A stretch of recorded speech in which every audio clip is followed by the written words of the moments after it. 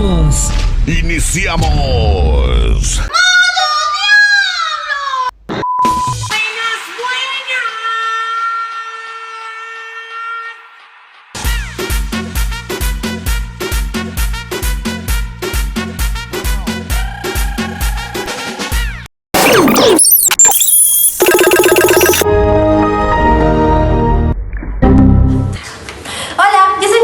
Y yo, Cali. Y bueno, primero que nada queremos decirles que tienen sus celulares y ¡tú no!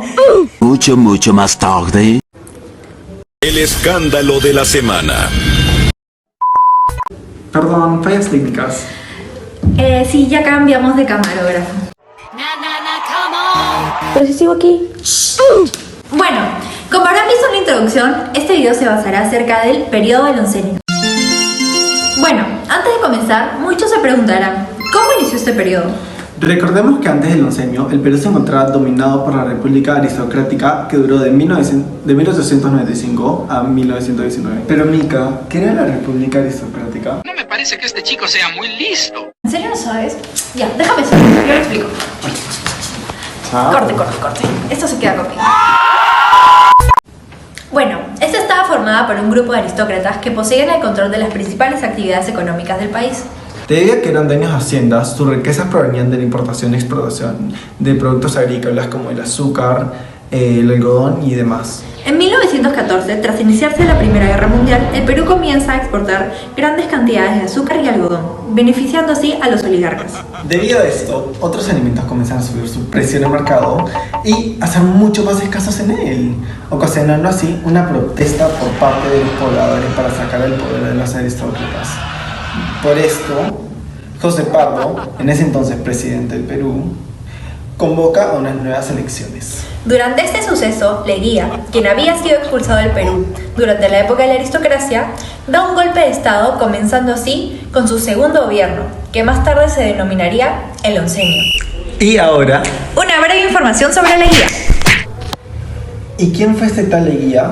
Bueno, Augusto Bernardino Leguía y Salcedo fue un emblemático personaje que nació en Lambayeque el 19 de febrero de 1873. Además, su matrimonio con Julia Swain, hija de un importante hacendado británico, le abrió la esfera empresarial e incluso le abrió las puertas de la oligarquía. En 1896, o sea, antiguazo, firmó la British Sugar Company Limited, la cual fue propietaria de las plantaciones azucareras más ricas de los valles de Cañete y Nepeña. Su primera experiencia pública fue como ministro de Hacienda de los gobiernos de Manuel D'Adamo y José Pardo, demostrando su visión del Estado para conducir el país a la modernización.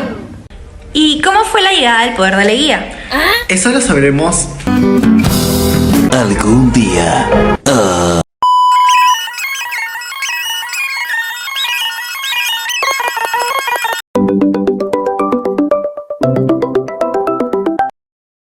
Hola, Kalin.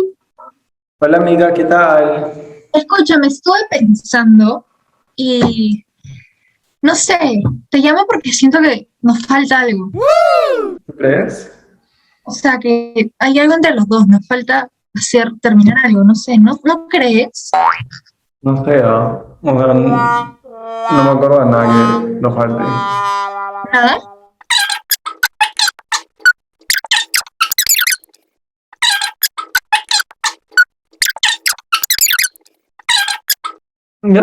¿Ya?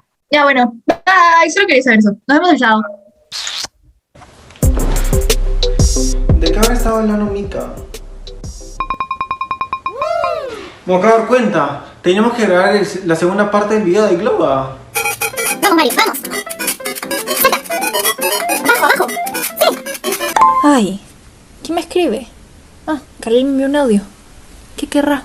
Escúchame, tenías razón, me acabo de acordar. Tenemos que hacer el video de globalización y lo tenemos que traer en 1 hora. ¿1 hora? O sea, ¿Qué?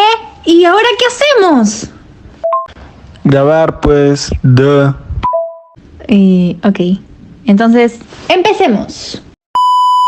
Hola, soy yo de nuevo, Micaela.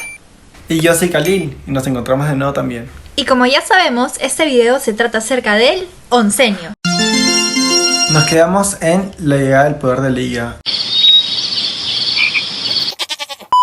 Entonces, vamos a darle. Tras su llegada al poder, desmanteló el civilismo, exilió a sus líderes e intimidó a sus órganos de prensa, aunque su principal preocupación fue el progreso material y la democratización del Estado. Una de las primeras acciones que realizó en su gobierno fue la elaboración de una nueva constitución que reemplace a la establecida en 1860, cuya tarea concluyó la Asamblea Nacional en 1920. Esta nueva constitución establecía un periodo presidencial de 5 años, además de la creación de congresos regionales y el reconocimiento de las comunidades indígenas.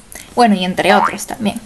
Pero siendo la protección de las comunidades indígenas una de las características más importantes. Seguido a esto, se libró una guerra abierta a través del destierro y encarcelamiento de los miembros de la plutocracia civilista y cualquier opositor del régimen. Por otra parte, se habló de una democracia directa y participativa, que impulsó la creación e instalación de los congresos regionales. Durante la primera etapa del oncenio, Leguía legalizó las comunidades indígenas. Constitución de 1920 declaró un feriado nacional para celebrar el Día del Indio, el 24 de junio, creó una oficina de asuntos indígenas dirigida por el prestigioso sociólogo Gildebrando Castro Pozo y el Patronado de la Raza Indígena como órgano consultivo del gobierno. Si bien Leguía buscó un gobierno basado en el respeto de los principios democráticos, durante la práctica de estos se restringieron las libertades públicas. Tal es el caso de diarios como El Comercio y La Prensa, que fueron asaltados en 1919 por oponerse al régimen. De esta forma, la libertad de expresión quedó completamente sometida. Además, se barrió con la oposición en el Congreso. A su vez, Jorge Manuel Prado de Ibartech fueron apresados y exiliados. Por otra parte, se acabó con las municipalidades elegidas por el voto popular, para ser sustituidas por personal designado por el gobierno en las llamadas juntas de notables. Los opositores del gobierno fueron perseguidos, llevados presos, deportados e incluso ejecutados. Tal es el caso de Víctor Raúl Haya de la Torre, quien encabezó una protesta al gobierno ocasionando su exilio del país. Otros opositores al gobierno, como los jóvenes periodistas José Carlos Mariátegui y César Falcón, fueron enviados a Europa en calidad de becados. La tan esperada modernización del país debía ser impulsada por el capital foráneo, principalmente en inversiones norteamericanas y préstamos de bancos estadounidenses. En otro aspecto, había que impulsar la política de defensa de los problemas territoriales, y para ello se aspiraba a la recuperación de las provincias de Tacna y Arica. Pero, primero que nada, preguntémonos, ¿qué entendió Leguía por progreso? Si bien es cierto, en su discurso podemos notar que las alusiones que hace con respecto al progreso se refieren en su mayoría al aspecto material. Pese a ello, esto no significa que su concepción del progreso se base solo en lo material, puesto que abarcó rubros tales como la solución de problemas limítrofes, inversiones norteamericanas, etc. Entonces, ¿cuál fue la razón por la que el oncenio ligó el proceso con lo material? La respuesta es simple. Se debió a que el gobierno usó esto como un medio publicitario y promotor de su gestión. Sin embargo, una de las preocupaciones de Leguía para convertir al Perú en un país moderno era desarrollar la economía atrayendo a la inversión extranjera. Por ello, la presencia del capital norteamericano a través de préstamos e inversiones se tornó casi hegemónica. Pero dentro de lo material, ¿qué era lo prioritario para Leguía?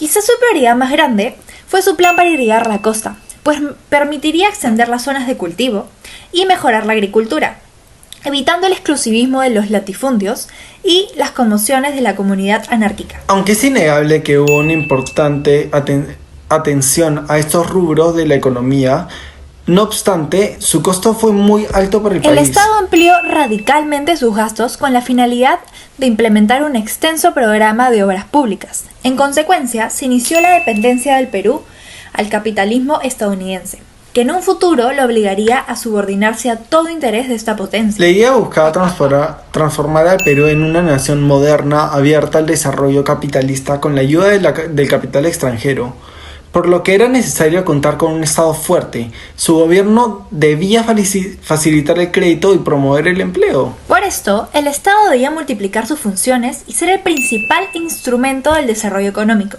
lo que significaba una ruptura del esquema civilista. A partir de este momento, el Estado se transformó en un aparato burocratizado e intervencionista, y al aumentar sus funciones también aumentaban los gastos. Asimismo, se elevaron las tarifas aduaneras tanto de importación como de exportación. Al producirse la primera reelección de Leguía, se fueron incrementando los préstamos y el país entró en una peligrosa fase de endeudamiento externo. Pero, ¿por qué cambió el esquema? La razón fue política, pues Leguía quería por todos los medios asegurarse de la reelección, siendo mucho más fácil conseguir el crédito norteamericano que fomentar el ahorro interno y así multiplicar las construcciones y obras públicas para asegurar la ilusión del progreso. Tras este suceso, el manejo sano que venía realizando los primeros años del oncenio quedó atrás con una nueva versión del populismo. En 1930, año de la caída de Leguía, el Estado quedó totalmente vulnerable. La deuda con los Estados Unidos había pasado de 10 millones a 100 millones de dólares. Debido a esto, los banqueros norteamericanos exigieron la administración aduanera y presupuestaria. Asimismo, gran parte de las obras públicas fueron emprendidas por la Foundation Company, entidad norteamericana. De esta manera, los prestamistas velaban por el buen manejo de sus capitales y aseguraban sus reembolsos en los plazos previstos. Las inversiones norteamericanas se hicieron presentes en la agricultura azucarera, la industria, sobre todo la minería, siendo el cobre y el petróleo los principales productos de exportación. En otro aspecto, el indigenismo se convirtió en un asunto de interés político. Leguía supo incluirlo incluso en su discurso de la Patria Nueva y les arrebató a los grupos regionales de la Sierra Sur el monopolio de la lucha pro-indígena. Además, aparecieron centros agropecuarios y escuelas agrícolas en las zonas rurales. Otra medida fue la reestructuración de la gendarmería para luchar frontalmente contra el gamonalismo. Todo esto hizo que Leguía fuera llamado Huiracocha, logrando que el régimen de la Patria Nueva incluya el indigenismo como una nueva identidad del arte nacional. Pese a esto, se fundó el patronato de la raza indígena y se mostró interés en legalizar las comunidades. Se produjeron muchas rebeliones de indígenas, las cuales fueron suprimidas severamente. Una de las razones que ocasionó este hecho fue el descontento con la ley de conscripción vial, que obligaba a la población a trabajar como peones en las obras viales. Otra fue el abuso del gamonalismo. Las comunidades indígenas seguían subsistiendo pese a que los gamonales hacían todo el esfuerzo para arrebatarle sus tierras y reducir al indio a la condición de siervo. Uno de los sucesos más importantes durante el oncenio fue el surgimiento de los primeros partidos políticos modernos en el Perú. Uno de los más resaltantes fue la Alianza Popular Revolucionaria Americana, el APRA, el cual fue fundado en México en 1924 por Víctor Haya de la Torre. Recordemos que este personaje había sido exiliado del Perú debido a su oposición al gobierno, por lo que su movimiento tuvo una proyección continental de ideario antiimperialista y antioligárquico. El APRA se fundó oficialmente en el Perú en el año 1930. Otro de los partidos que surgió durante este periodo fue el Partido Socialista Peruano, el cual fue fundado en 1928 por José Carlos Mariátegui, un destacado pensador y sociólogo marxista. Cabe recordar que este también fue exiliado del país por oposición al régimen.